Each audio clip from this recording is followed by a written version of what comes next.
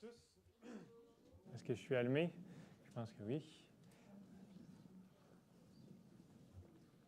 C'est toujours un privilège de pouvoir être avec vous pour apporter la parole. Comme notre frère Alexandre l'a mentionné plus tôt, on va poursuivre dans Daniel 9 ce matin. Puis, comme il l'a aussi mentionné, on va voir une prière de Daniel.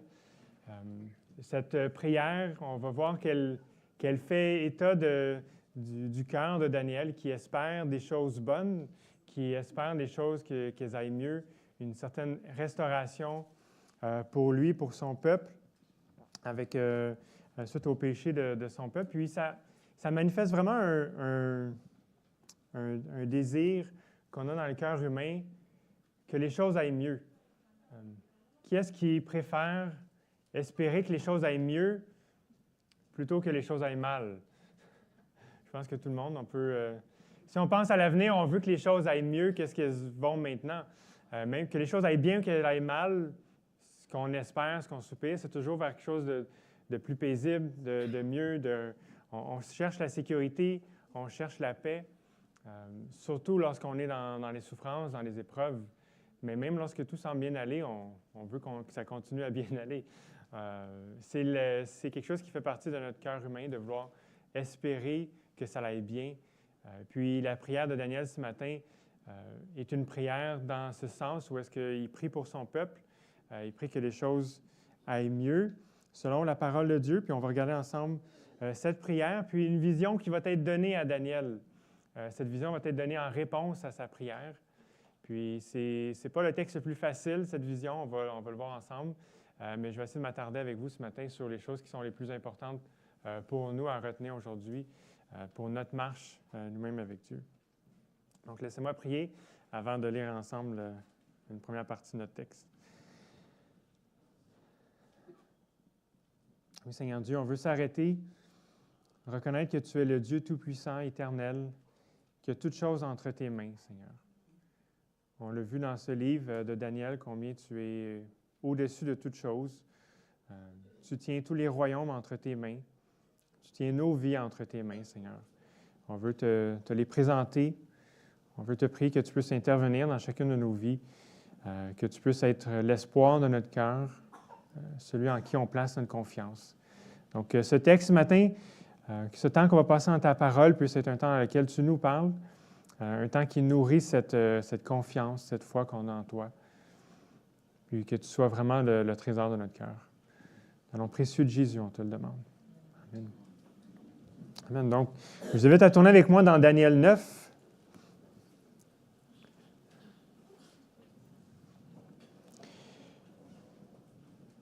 Je vais commencer par lire les versets 1 à 4, en fait la première partie du verset 4, juste avant qu'on arrive à la prière de Daniel. Donc, Daniel 9, 1. La première année de Darius, fils d'Assuérus, de la race des Mèdes, lequel était devenu roi du royaume des Chaldéens, la première année de son règne, moi, Daniel, je compris par les livres qu'il devait s'accomplir 70 ans pour les ruines de Jérusalem, d'après le nombre des années dont l'Éternel avait parlé au prophète Jérémie. Je tournai ma face vers le Seigneur Dieu, afin de recourir à la prière et aux supplications, par le jeûne, le sac et la cendre. Je priai l'Éternel, mon Dieu, et lui fis cette confession. Donc, on a cette introduction à la prière par Daniel lui-même, qui présente la prière qu'il a faite à l'Éternel. Puis, Daniel était à Babylone, et il était dans une période qui était difficile pour le peuple d'Israël. Puis, c'est dur à dire exactement quelle partie des Écritures il avait en tête, il avait en main. Daniel était à Babylone. Quelle portion du texte biblique, de ce que nous on appelle l'Ancien Testament, il avait entre les mains? C'est difficile à établir avec exactitude, mais on voit ici au moins qu'il y avait un texte de Jérémie. Est-ce qu'il y avait tout le livre de Jérémie? Est-ce qu'il y avait juste une portion? Encore là, c'est un peu difficile à dire, sauf que quand on regarde sa prière, puis quand on regarde le livre de Jérémie, on se rend compte que Jérémie, à un moment donné, il a envoyé une lettre à ceux qui étaient à Babylone, à ceux qui avaient été déportés. Jérémie leur a écrit. Puis, on voit ici que Daniel, qui était lui-même parmi les déportés à Babylone, bien, il a reçu cette lettre-là parce qu'il va il cite le texte de Jérémie. Donc, sa prière qu'il va faire, qu'il va adresser à l'Éternel, elle est nourrie par le texte biblique, le texte de Jérémie qu'il a reçu. Puis Daniel reconnaissait que cette parole-là ne venait pas de Jérémie, mais elle venait de l'Éternel. C'était un prophète qui parlait au nom de Dieu. Puis cette lettre qu'il avait reçue, qu'il avait lue avec un bon nombre de Juifs en déportation, mais il a reconnu que ça venait de l'Éternel. Puis là, il va prier d'après cette parole. Donc, ce que je vais faire, c'est que je vais vous inviter à lire avec moi une partie de cette lettre qui est un peu plus longue que ce qu'on a besoin de lire ce matin, puisqu'on a le temps de lire ce matin. Donc, dans Jérémie 29, on a un texte.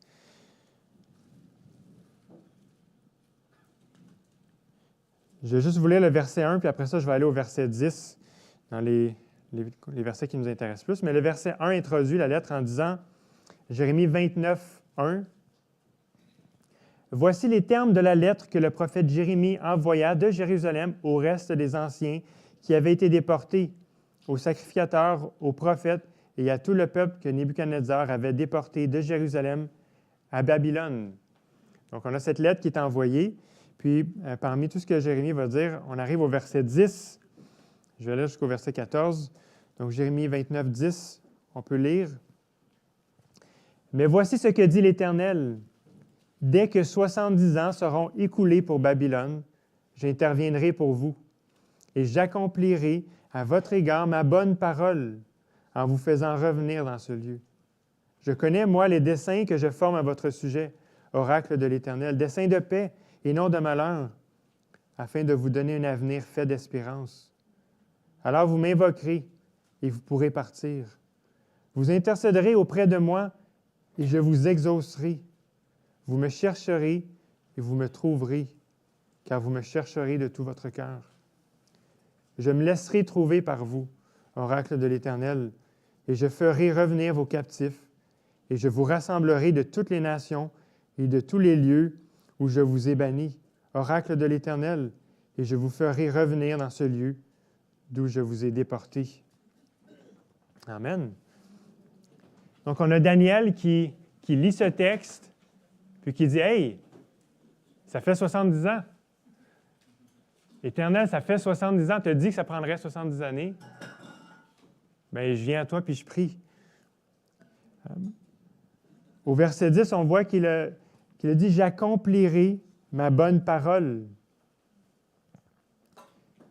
Il avait annoncé une parole à leur égard, puis l'Éternel dit « Je vais l'accomplir. » Au verset 12, si le peuple invoque Dieu, mais ils vont pouvoir partir.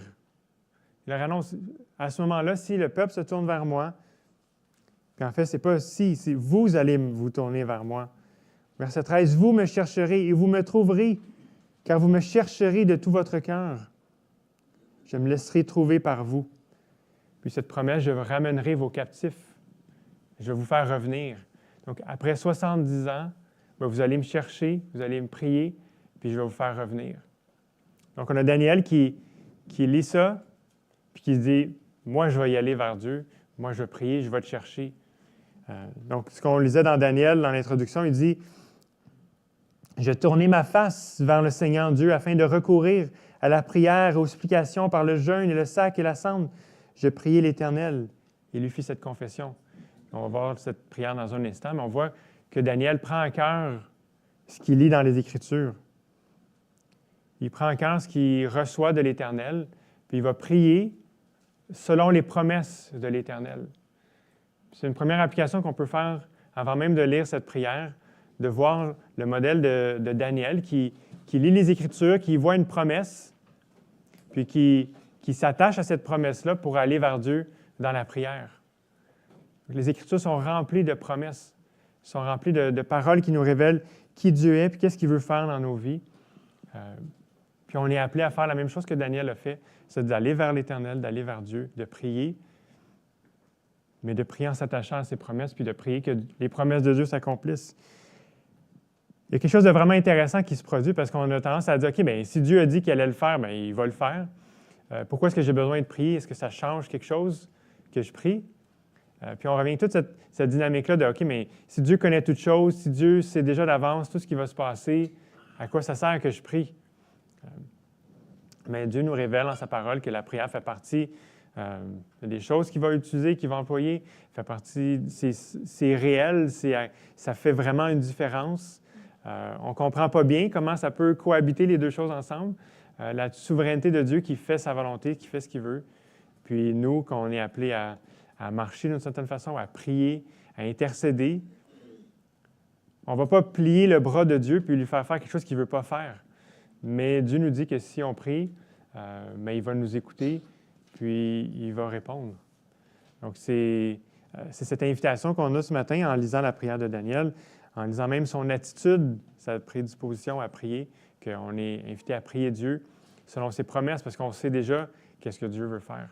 Puis on est appelé à entrer dans l'œuvre de Dieu, puis à prier que sa volonté puisse se faire. Donc, prier selon sa volonté.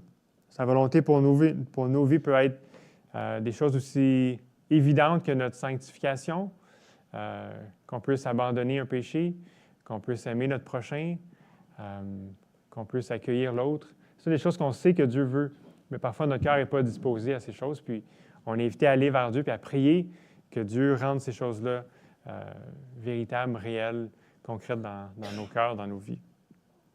Amen. Donc, allons vers cette prière. Donc, à partir du verset 4, on va aller jusqu'au verset 19 de Daniel 9.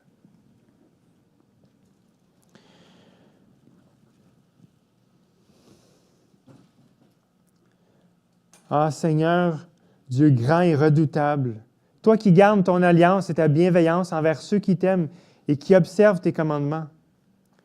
Nous avons péché, nous avons commis des fautes, nous avons été méchants et rebelles. Nous nous sommes détournés de tes commandements et de tes ordonnances. Nous n'avons pas écouté tes serviteurs, les prophètes, qui ont parlé en ton nom à nos rois, à nos princes, à nos pères et à tout le peuple du pays. À toi, Seigneur, la justice et à nous la honte.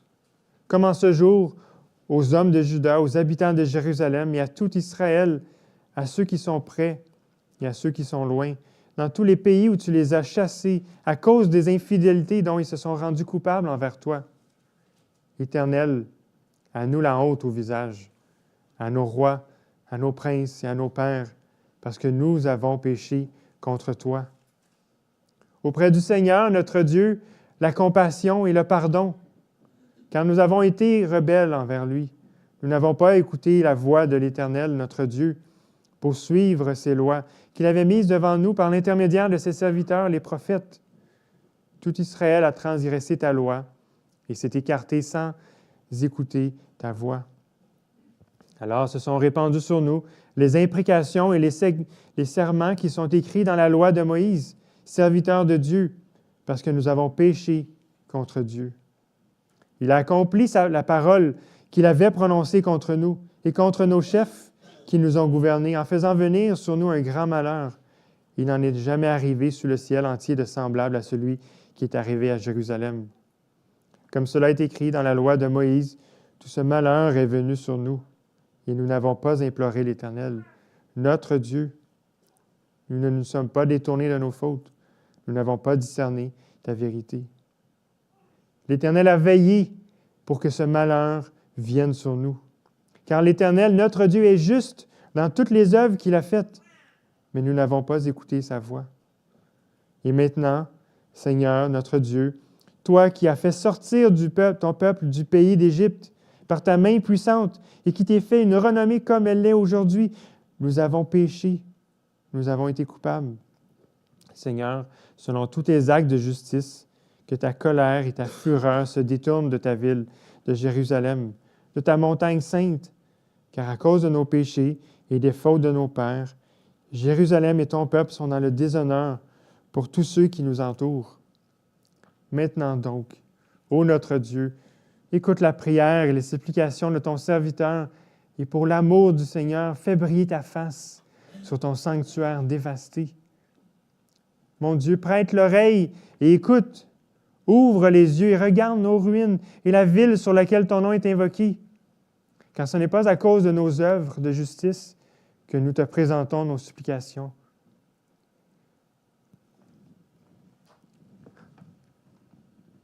C'est à cause de tes grandes compassions.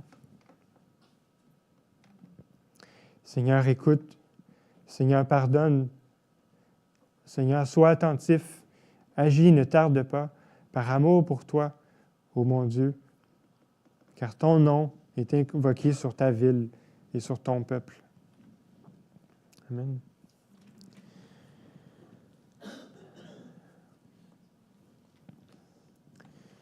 Dans tout le livre de Daniel, on le voit comme un personnage qui est saint, qui est juste, qui est fidèle à Dieu, une personne qui a confiance en l'Éternel, qui a même passé par la fosse au lion, une personne qui est fidèle à l'Éternel. Mais pourtant, lorsqu'il va confesser les péchés de son peuple, il va s'inclure dans ces péchés-là. Il ne va pas parler de « Ah, nos pères ont péché, puis à cause de eux, je suis maintenant dans la désolation. J'ai été déporté parce que mes pères ont été méchants. » Non, il va s'inclure parce que tout le peuple a payé pour les fautes du peuple. Ils sont une unité ensemble. Puis lorsque Daniel va confesser à l'Éternel les péchés du peuple, il va s'inclure avec eux. Puis en fait, quand on regarde même je vais juste vous lire un verset de Jérémie 29, un plus loin dans la lettre au verset 19, il disait, on peut l'avoir à l'écran, « Parce qu'ils n'ont pas écouté mes paroles, oracle de l'Éternel, eux à qui j'ai envoyé mes serviteurs les prophètes, à qui je les ai envoyés dès le matin. Vous n'avez pas écouté, oracle de l'Éternel. » Daniel reprend ces paroles-là encore. Il va confesser que Dieu avait envoyé à son peuple des prophètes. Dieu avait donné sa loi. Il y avait les prescriptions, il y avait les règles de si vous désobéissez, voici les conséquences. Si vous marchez avec moi, voici les bénédictions qui vont arriver. Malgré tout ça, malgré les prophètes que Dieu cessait d'envoyer, bien, ils n'ont pas écouté, puis ils ont abandonné Dieu. Puis Dieu a été juste, puis a accompli sa parole qu'il avait prononcée à Moïse devant tout le peuple. Puis il a mis en application le jugement, le malheur qu'il avait annoncé d'avance. Il leur avait dit, bien, si vous me désobéissez, bien, je vais vous déporter. Fait qu'il les a avertis, il a envoyé plein d'avertissements, mais à un moment donné, il est arrivé au point, OK, bien, on est rendu là. On est rendu à la déportation. Donc, Daniel reconnaît ça, reconnaît que Dieu était juste. Il reconnaît aussi que Dieu est un Dieu qui est compatissant, un Dieu de miséricorde qui peut pardonner. Donc, c'est intéressant de voir comment Daniel ancre sa prière sur les attributs de Dieu. C'est quelque chose qu'on nous encourage à faire fréquemment lorsqu'on lit les Écritures et qu'on va vers la prière. OK, mais c'est quoi les attributs de Dieu qu'on voit dans un psaume, par exemple, puis de prier selon ces attributs-là? Mais ici, c'est ce que Daniel faisait lui-même. Donc, c'est vraiment une méthode, une technique qu'on pourrait dire qui est très biblique, qui est très enracinée dans les Écritures même. On voit Daniel qui s'avance devant Dieu, qui va lui demander de répondre. Dans le fond, il demande à Dieu, bien, aie pitié de nous. Puis sur quelle base Dieu va avoir pitié d'eux? Bien, c'est parce que c'est un Dieu compatissant. C'est un Dieu qui est miséricordieux, un Dieu qui les aime. Donc, Daniel prie selon la volonté de Dieu. Puis Daniel fait appel à qui Dieu est. Il ne va pas jeter un blâme à l'Éternel non plus, ce qui peut parfois être facile à faire, de vouloir blâmer l'Éternel pour une souffrance, une situation difficile qu'on vit. Non, il va dire, non, tu es juste. Ce qu'on a vécu, c'était juste. Mais les 70 années sont passées. S'il te plaît, Seigneur, accomplis ta promesse que tu nous avais faite, parce que tu es un Dieu qui est fidèle, un Dieu qui accomplit ta parole. Puis ça, c'est un autre élément vraiment intéressant de voir. Non seulement Daniel fait référence à Jérémie, mais Daniel fait aussi référence à la loi de Moïse.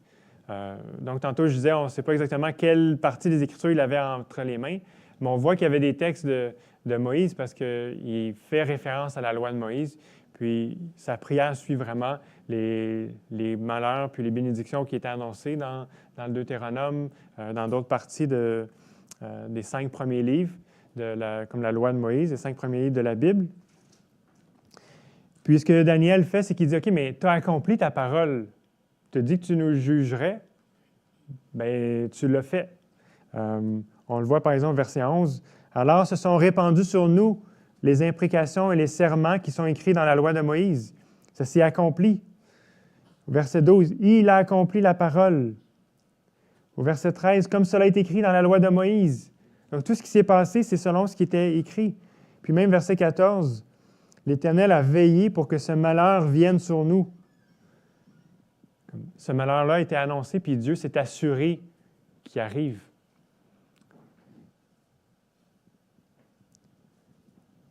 Dans la loi de Moïse, il y avait ces malheurs-là qui étaient annoncés, mais il y avait aussi des paroles encourageantes. Puis Daniel avait la promesse de Jérémie. Puis dans le fond, Dieu a veillé à accomplir sa parole dans son jugement.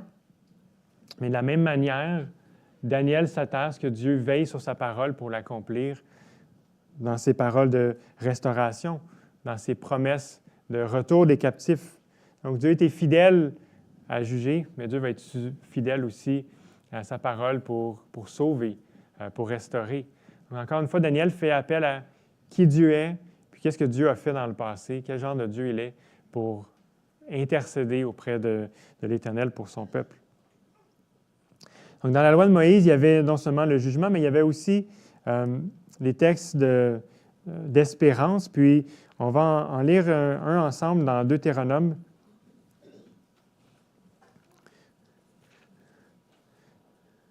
C'est intéressant de noter vraiment à quel point la prière de Daniel est saturée des Écritures. Donc, dans Deutéronome, au chapitre 30, on va lire les versets 1 à 5. Donc, Deutéronome 30, donc le 5e livre, le dernier de Moïse. Deutéronome 30, je lis à partir du verset 1. « Lorsque toutes ces paroles se réaliseront pour toi, la bénédiction et la malédiction que je mets devant toi, si tu les prends à cœur au milieu de toutes les nations chez lesquelles l'Éternel ton Dieu t'aura banni. » Donc, il fait appel à une situation dans laquelle ils auront été déportés en exil. « Si tu reviens à l'Éternel ton Dieu, et si tu obéis à sa voix de tout ton cœur et de toute ton âme, toi et tes fils, selon tout ce que je t'ordonne aujourd'hui, alors l'Éternel, ton Dieu, ramènera tes captifs et aura compassion de toi. Il te rassemblera encore du milieu de tous les peuples chez lesquels l'Éternel, ton Dieu, t'aura disséminé. Quand tu serais banni à l'extrémité du ciel, l'Éternel, ton Dieu, te rassemblera de là, et c'est de là qu'il te prendra. L'Éternel, ton Dieu, te fera revenir dans le pays que possédaient tes pères, et tu en prendras possession. Il te fera du bien et te rendra plus nombreux que tes pères. » Amen. Donc, Daniel avait cette promesse dans le Deutéronome que lorsqu'ils allaient être déportés, éparpillés parmi les nations, bien, Dieu les ramènerait. Puis là, il y a la promesse de Jérémie que ça prendrait 70 ans. Donc, Daniel est béton. Là. Il arrive devant Dieu avec les promesses de l'Éternel, avec sa confiance que Dieu fait ce qu'il a prophétisé, ce qu'il a annoncé d'avance. Donc, Daniel, rempli d'espoir, se présente devant l'Éternel. Puis, on peut en tirer une application pour nous aussi aujourd'hui. On a des promesses de la part de l'Éternel. On est invité à aller dans la prière vers Dieu, à croire dans ses promesses, puis on peut avoir confiance. On peut avoir confiance parce que Dieu a annoncé tellement de choses dans les Écritures, puis on a vu ces choses-là s'accomplir. Donc, on peut avoir confiance que Dieu va continuer à accomplir sa parole, puis à la mettre en œuvre dans nos vies. Donc, on est vraiment invité à nous approcher avec confiance de Dieu. Donc, ça, c'est la prière que Daniel adresse à l'Éternel. C'est son espérance. Il vient vraiment dans le jeûne, la prière, le sac, la cendre, la repentance. Il vient vraiment avec tout ce qu'il a, de tout son cœur, comme on le voit, qui est annoncé dans Jérémie ou dans Deutéronome. L'invitation, c'était d'avenir à l'Éternel de tout son cœur, comme avec vraiment une repentance, pas un cœur partagé, de comme, OK, bien... Non, il confessait vraiment sa faute, la faute de son peuple, puis il venait de tout son cœur à l'Éternel. Donc, on a dans les versets qui suivent, on a une introduction à la vision, puis on a la vision elle-même. Donc, on va commencer par lire l'introduction, dans les versets 20 à 23 de Daniel 9, qui nous amène vers la vision qui va débuter au verset 24. Mais tout d'abord, lisons Daniel 9, versets 20 à 23. « Je parlais encore, je priais, je confessais mon péché et le péché de mon peuple d'Israël. Et je présentais mes supplications à l'Éternel, mon Dieu, en faveur de la sainte montagne de mon Dieu. Je parlais encore dans ma prière quand Gabriel, l'homme que j'avais vu précédemment dans la vision, s'approcha de moi d'un vol rapide, au moment de l'offrande du soir. Il m'instruisit et me parla. Il me dit, « Daniel, je suis venu maintenant pour te permettre de comprendre. Au commencement de tes supplications, une parole fut émise et je viens pour te l'annoncer, car tu es un bien-aimé. Saisis la parole et comprends la vision. » Donc, on a la réponse à la prière de Daniel. Des fois, on aimerait avoir ce genre de réponse aussi directe, là. Il n'avait même pas fini de prier que déjà, il y a un ange qui arrive puis lui dit, « OK, quand tu as commencé à prier, là, il y a une parole qui a été émise, puis là, je viens te l'annoncer. » C'est comme, OK, ça, c'est instantané, ça. On a des expériences, des fois, de prière, puis j'ai entendu des témoignages des gens qui ont prié, puis des fois, Dieu répond comme maintenant. C'est incroyable. Donc, Daniel entend cette parole-là. Il y a un ange qui vient lui parler, puis qui lui dit, « OK, à partir du moment que tu as commencé à prier, il y a une parole qui est sortie, puis je viens te l'annoncer. » Donc, à sa place, je serais quand même encouragé parce que, OK, Dieu prend cœur. Il ne va pas juste comme m'oublier, puis comme, OK, quand est-ce que Dieu va me répondre? Combien de fois il va falloir que je répète, que je revienne jour après jour, intercéder? Non, j'ai une réponse instantanée. Puis en plus, Gabriel lui dit que Daniel est un bien-aimé. Wow, ça c'est encourageant, ça. Dieu lui dit, OK, tu es un bien-aimé, Daniel, je te réponds, là. Fait que c'est comme, il me semble que ça met le ton assez positif. OK, mais je m'attends à ce que la réponse à la prière soit positive. C'est intéressant parce que, bon, on voit Daniel qui est un bien-aimé, même dans tout le livre, comment est-ce qu'il est fidèle à Dieu. Il confesse ses péchés. Il dit, non seulement mon peuple a péché, mais moi aussi j'ai péché. Il n'est pas parfait. Mais on a cette description de Daniel qui est comme ça. Puis en fait, de la même manière que Daniel est décrit comme un bien-aimé, dans le Nouveau Testament, quand on regarde ceux qui ont placé leur foi en Jésus, ceux qui ont placé leur foi en Dieu, qui sont nés nouveaux, passés du royaume des ténèbres aux lumières, ceux qui ont placé leur confiance en Dieu pour leur salut, mais ils sont aussi des bien-aimés. Si ce matin, tu as placé ta confiance en Dieu pour ton salut, tu es aussi appelé un bien-aimé ce matin. Puis il y a un verset qui me touche toujours, que je partageais avec vous avant qu'on aille vers la vision, dans Romains 8, verset 5. « Mais en ceci, Dieu prouve son amour envers nous. Lorsque nous étions encore pécheurs, Christ est mort pour nous. » Dieu a prouvé son amour envers nous, alors qu'on est encore des pécheurs, comme Daniel le confesse, comme on est appelé à le confesser nous-mêmes. Mais Christ est mort pour nous. C'est comme ça qu'il a prouvé son amour. C'est comme ça qu'il a démontré. On peut avoir l'assurance d'être aimé de Dieu parce que le Fils Jésus-Christ est mort sur la croix pour nous. C'est comme ça que son amour est prouvé. Si on veut être rassuré de son amour, si on se pose la question, est-ce que Dieu, tu m'aimes vraiment, malgré ce que je suis en train de faire, de vivre, de penser, est-ce que tu m'aimes vraiment? Mais on a notre réponse à la croix. C'est là qu'on a notre réponse.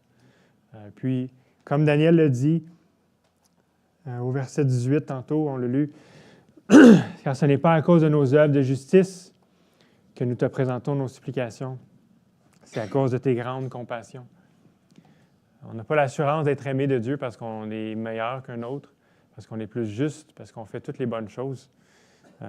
Non, c'est à cause de sa compassion, à cause de son amour. Amen.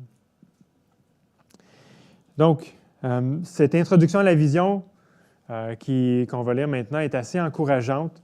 Daniel a supplié Dieu. Il y a une réponse instantanée. Un ange qui est envoyé. Il se fait appeler bien-aimé. Donc, cette vision-là est en réponse. Puis ça, je vais vous le rappeler tantôt encore. Il faut se rappeler, c'est une réponse à la prière de Daniel. Il ne faut pas la sortir de son contexte. C'est important de garder ça en perspective. Donc, lisons le verset 24 pour commencer. On va regarder par étapes cette vision. Donc, Daniel 9, 24. « 70 semaines ont été fixées sur ton peuple et sur ta ville sainte pour faire cesser les crimes et mettre fin au péché, pour expier la faute, pour ramener la justice éternelle, pour accomplir la vision et la prophétie et pour oindre le Saint des saints. » Amen. Les crimes cesseront dans la ville sainte. C'est une bonne nouvelle, ça? Il va mettre fin au péché. Il va expier la faute. Daniel a confessé la faute de son peuple. S'ils étaient en exil, c'était à cause de leur faute. C'était la conséquence de leur faute. Puis Dieu dit que la faute va être expiée. Qu'est-ce que ça veut dire? Ça veut dire un retour. C'est vraiment encourageant. Pour ramener la justice éternelle. La justice éternelle. Donc, c'est comme s'il y a une solution qui va être apportée de justification, de justice qui va être établie, puis cette solution-là va être éternelle. Elle n'aura pas de fin. Ça ne va pas recommencer. Pour accomplir la vision et la prophétie. Bon, est-ce que la vision, c'est cette vision-ci? Est-ce que c'est une autre vision? Parce qu'au verset 21, il fait référence à Gabriel qui avait annoncé une vision. La prophétie, quelle prophétie? Probablement celle de Jérémie. Mais au moins, on sait, en tout cas, c'est pour accomplir ce que Dieu avait dit, cette vision, cette prophétie. Et pour oindre le Saint des saints. Est-ce que c'est une personne, le Saint des saints? Est-ce que c'est le lieu comme saint? C'est pas... mais comme on fait appel à une onction, oindre, comme un messie, dans le fond, c'est quelqu'un qui est oint, c'est le même terme, le Christ. Probablement que ça peut faire référence à ça, de l'onction du Saint des saints, ça pourrait même comme Jésus comme Messie qui est établi. Donc, on a ces promesses, cette réponse. Essentiellement, il n'a pas dit exactement, OK, bien, ils vont... le peuple va revenir comme demain matin, mais on a cette vision-là dans laquelle on a une restauration, une réconciliation qui est promise, qui est vraiment glorieuse. Mettre fin au péché, c'est pas que je pardonne puis après ça revient. Non, on va mettre fin au péché. Il n'y aura plus de péché. On a une solution qui est permanente, qui est durable.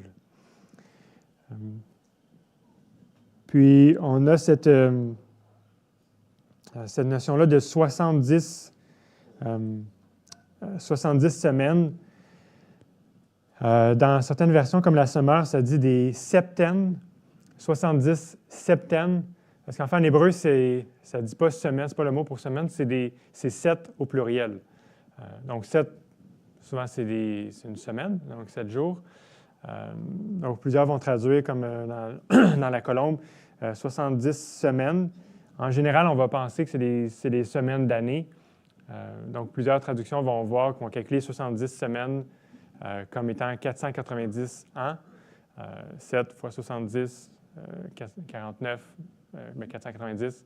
Donc, si c'est des semaines d'année, 490 ans, est-ce que c'est des années littérales exactement? Est-ce que c'est à peu près? Est-ce que c'est plus symbolique? Là, les interprétations vont varier grandement. Mais je pense pas que ce soit le plus important du texte.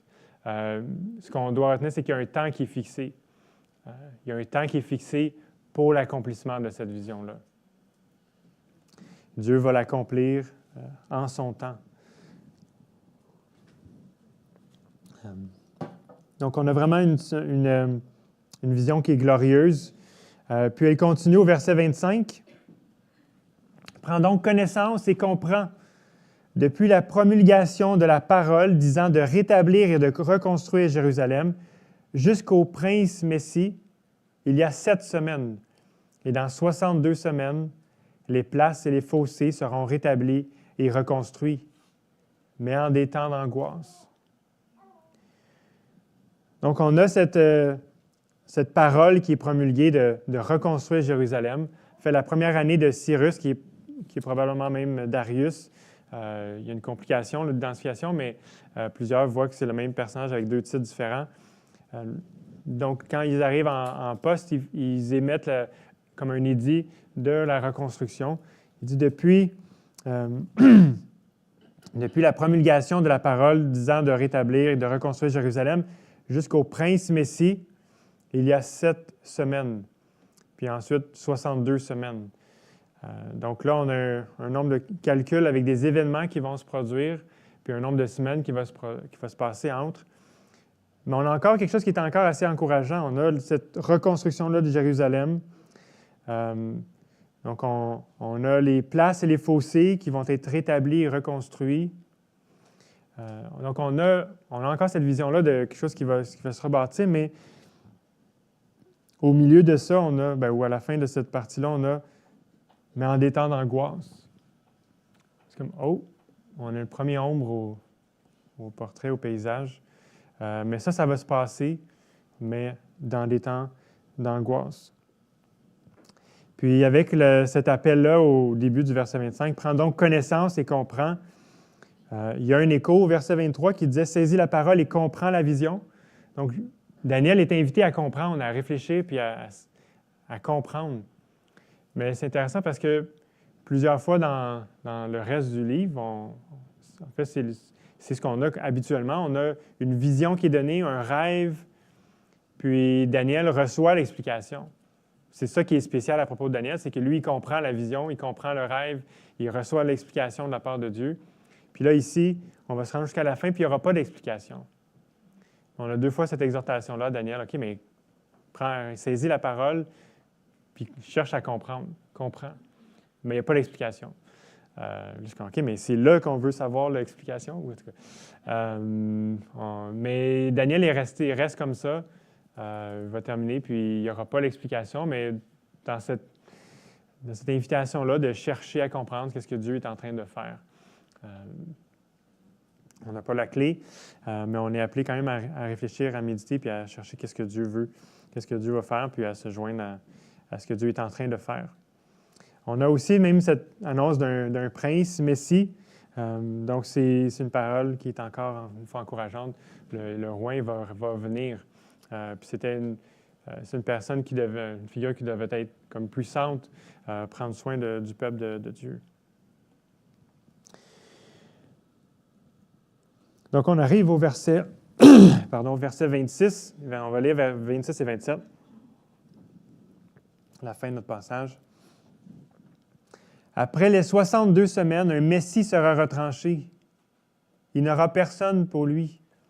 Le peuple d'un prince qui viendra détruira la ville et le sanctuaire, et sa fin arrivera comme par une inondation. Il est résolu que les dévastations dureront jusqu'à la fin de la guerre. Il fera avec beaucoup une solide alliance d'1 semaine, et durant la moitié de la semaine, il fera cesser le sacrifice et l'offrande. Le dévastateur ira à l'extrême des abominations, jusqu'à ce que la ruine et ce qui a été résolu fondent sur le dévastateur. Le rêve tourne au cauchemar. On a cette vision glorieuse qui commence avec l'expiation des fautes, la fin des péchés, des crimes. Puis là, tout d'un coup, on a cette ville qui nous semblait reconstruite, qui va être démolie à nouveau. On a un Messie qui est retranché. Le sanctuaire est détruit, encore une fois. Il y a des dévastations, guerres, cessation du sacrifice et de l'offrande, des extrêmes abominations, puis la ruine qu'ils font. Il y a plusieurs interprétations qui sont données sur cette vision. Il y a des éléments qui nous semblent plus clairs, au moins qu'on peut affirmer peut-être avec plus d'assurance. Il me semble que lorsqu'on parle du Messie qui est retranché, c'est difficile de ne pas voir Jésus qui est quand il meurt sur la croix, qui est retranché du monde des vivants. Ce langage-là qui est employé ailleurs aussi, d'une manière semblable, pour parler de Jésus. La destruction de la ville et du sanctuaire.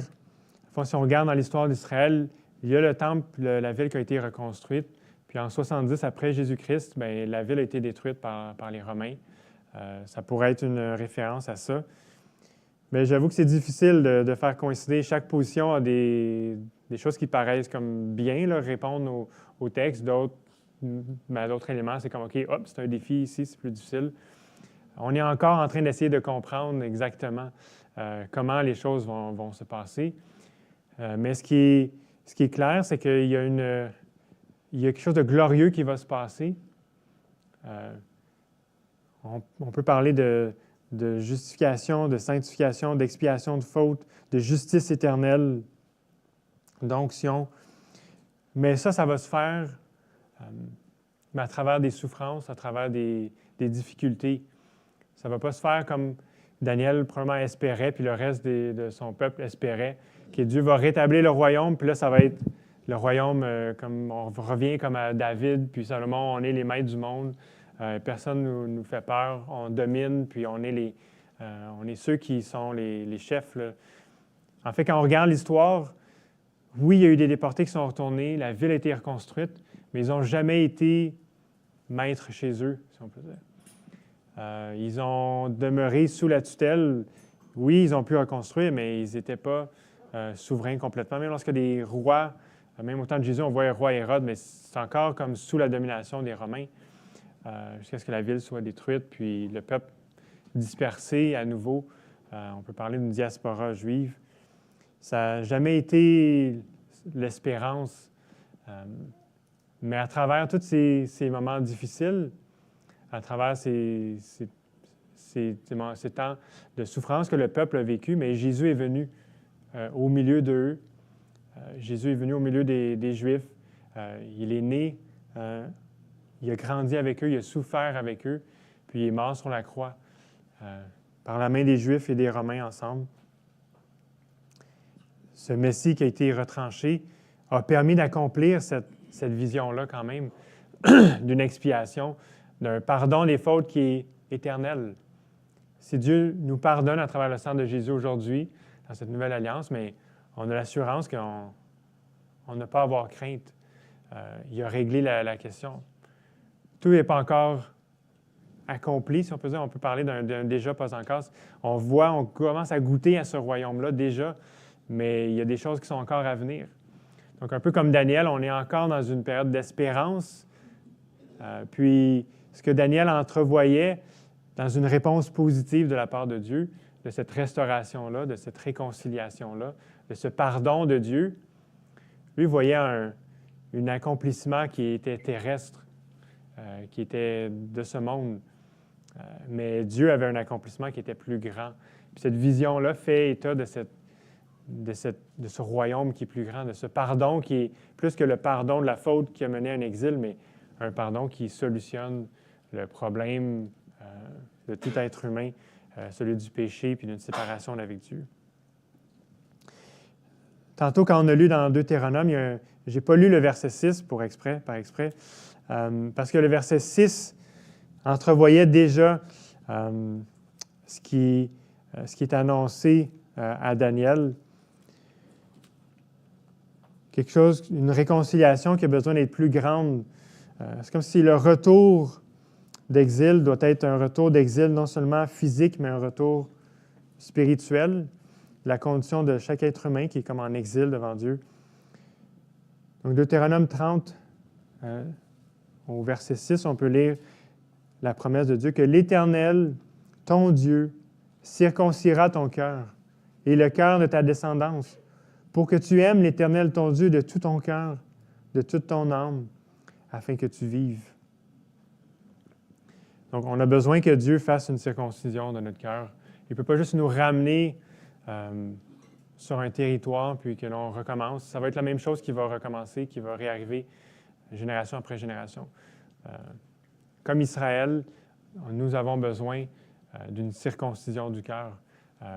On a besoin que le cœur soit renouvelé, transformé, Que Dieu écrive sa loi dans notre cœur, si on est pour pouvoir marcher puis aimer Dieu de tout notre cœur.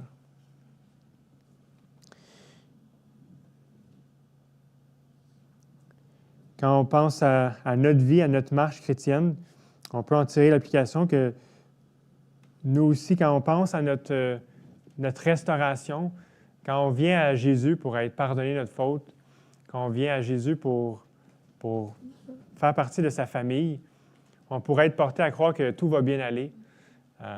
Si tu places ta foi en Jésus, bien, il va s'occuper de tout. Ta famille, ton travail, l'école, tout va bien aller. Tes relations. Mais la réalité, c'est qu'on continue à vivre et à marcher dans des temps troublés. Ça parfois à cause de notre foi, ça parce qu'on est simplement des humains qui vivons sur une terre qui est encore déchue, corrompue. Je pense que cette vision-là nous invite à nous rappeler que oui, Dieu est en train d'accomplir quelque chose d'extraordinaire qui a des répercussions dans l'éternité, mais on est encore dans cette période où est-ce qu'on attend comme la pleine restauration, le plein rétablissement. Puis on vit dans ces douleurs-là, dans ce temps d'angoisse dont la vision fait état. On est encore dans cette période-là. Puis j'aimerais vous laisser avec un mot de l'apôtre Pierre. Dans 1 Pierre 4, les versets 12 et 13, il nous dit « Bien-aimés, ne soyez pas surpris de la fournaise qui sévit parmi vous pour vous éprouver, comme s'il vous arrivait quelque chose d'étrange. Au contraire, réjouissez-vous de participer aux souffrances du Christ, afin de vous réjouir aussi avec allégresse lors de la révélation de sa gloire. » Donc, on est appelé à persévérer dans la prière avec foi, selon les promesses de Dieu, à s'appuyer, s'attacher aux promesses de Dieu. Mais on doit reconnaître que notre chemin de restauration est un chemin qui ne sera pas toujours facile, pas toujours ce qu'on pense qu'il devrait être ou qu'on souhaite qu'il soit. Mais la prière de Daniel 9, en fait, tout le texte de Daniel 9 nous invite à prier pour cette restauration-là, à prier pour ce nouveau cieux, nouvelle terre, le retour de Jésus, à attendre sa révélation glorieuse, à le faire avec persévérance à travers ces difficultés qu'on est appelé à vivre. Prions ensemble.